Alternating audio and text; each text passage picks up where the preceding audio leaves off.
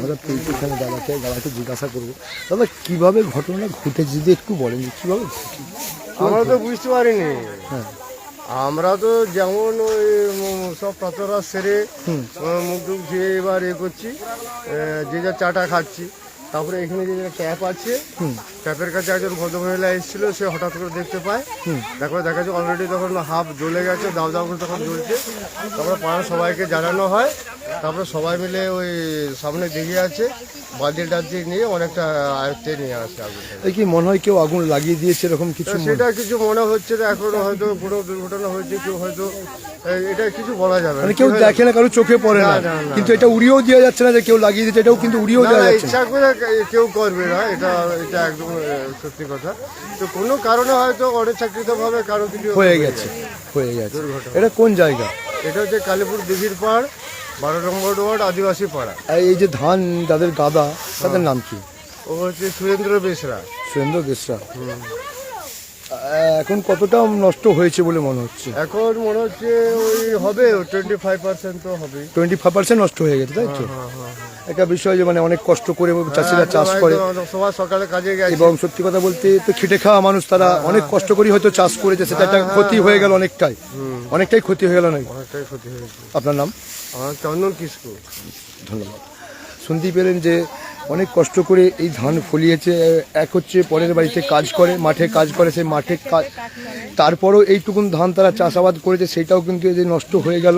যেভাবেই লাগুক না কেন, এটা খুবই তাদেরকে ইয়ে হলো। দিদিভাই কীভাবে লেগেছে জানা গেছে নাকি?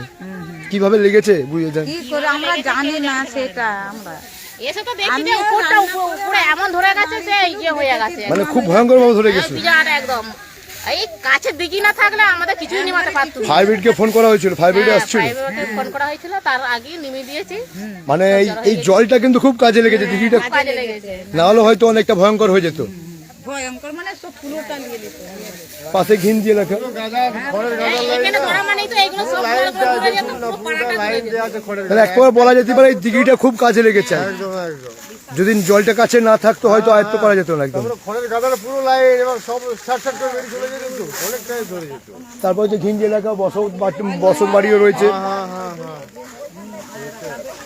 সরাসরি দেখতে পাচ্ছেন একদম পরস্পর খড়ের লাইন আছে, কিন্তু মানে খুব এই জল ছিল বলে খুব রেহাই হয়ে গেছে, এবং গ্রামবাসীরা খুব সজাগ ছিল, তারা কিন্তু একেবারে খুব তৎপর করে আগুন কিন্তু আয়ত্তে আনে। এই ফায়ার ব্রিগেড আসার আগেই কিন্তু আগুনকে নিভিয়ে ফেলা হয়, এমনটাই কিন্তু জানা যাচ্ছে, এমনটাই কিন্তু দেখা গেল যে ফায়ার ব্রিগেড আসার আগেই কিন্তু আগুনকে নিভিয়ে ফেলা হয়, এটাই জানা যাচ্ছে। যারা দর্শক দেখছেন, যদি খবরটি ভালো লাগে অবশ্যই শেয়ার করবেন, লাইক করবেন, এবং আপনারাও সাবধান থাকবেন। ধানের গাদা, খড়ের গাদা থেকে আগুনকে দূরে রাখবেন, এবং বিশেষ করে এই ধানের গাদা, খড়ের গাদার কাছে কেউ বিড়ি সিগারেট খাবেন না, ধূমপান কেউই করবেন না, কারণ এইটা থেকে একটা ভয়ঙ্কর জিনিস হয়ে যেতে পারে। আগুন লেগে যাওয়া মানে যেমন ক্ষতি হবে তেমন ভয়ঙ্কর রূপ আকার হবে, আরও অনেক মানুষের ক্ষতি হতে পারে। যেসব মানুষ এই গাদার কাছে আশেপাশে ধূমপান করেন তারা অবশ্যই কেউই ধূমপান করবেন না। এটা আরামবাগ টাইমসের পক্ষ থেকে আমরাও অনেক মানুষকে আবেদন করছি, আগুন দেখ ওই যেগুলোতে। যারা ধূমপান করেন তারা কিন্তু কেউ এই ধানের গাদার কাছে কেউ ধূমপান করবেন না। খবরটি ভালো লাগলে অবশ্যই শেয়ার করবেন, লাইক করবেন, কমেন্ট করবেন, এবং পেজটিকে ফলো করবেন। পরবর্তী আপডেটের জন্য নজর রাখুন আরামবাগ টাইমস ফেসবুক পেজে। জ্যোতিষ জগতে অদ্বিতীয় ডক্টর অঞ্জন শাস্ত্রী, আপনার উজ্জ্বল ভবিষ্যতের একমাত্র দিশারি। Call for booking 7477886099 or log in www.anjanshastri.com। Download করুন আমাদের exclusive mobile app astro Anjan.